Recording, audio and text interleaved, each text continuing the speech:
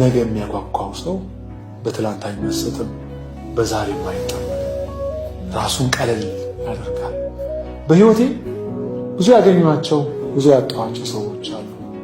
እንዳገኛቸውም እንዳጣቸውም ዓለም እዛ ጋር ብሰራ ብዙ ያለፍኩባቸው የህይወት መንገዶች አሉ። አዝኜም አልቅሼም በአብዛኛው አዝኜ ግን እነሱ ቢሆኑ ዛሬን መቀጠል አልችልም። በህይወቶቻችሁ የሚነካችሁ የሚያገኛችሁ ብዙ ነገር አለ።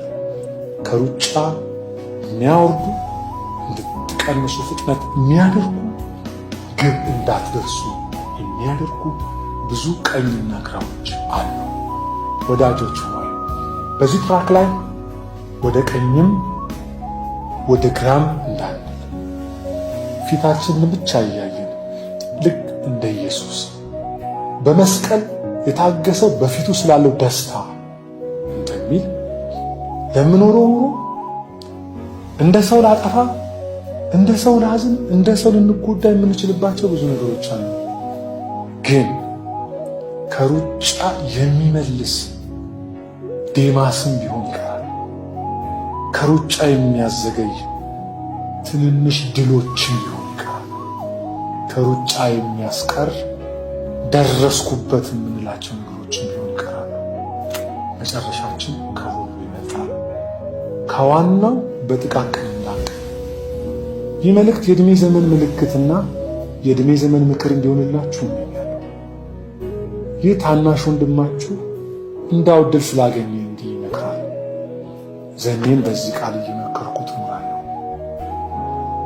ኢየሱስ ሊመጣ በደጅ ሳይሆን በር ላይ ነው ያለው። ወዳጄ እንደሚል ኢየሱስ ሰሞኑን ይመጣል።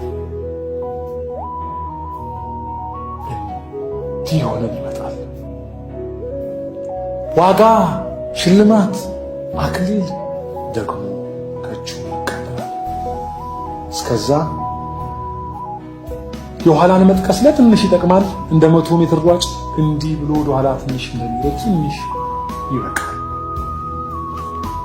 ከወደ ኋላ ግን ብዙ መሳጭ ነገር ያለው ነገር ስለሆነ እግዚአብሔር ከትላንትናና ከዛሬ ያገኛችሁ ከነገ ያገናኛችሁ። እጅግ ወዳችኋለሁ። ሁል ጊዜ ይህንን ድምፅ ታግዛችሁ ስለሰማችሁ አመሰግናለሁ።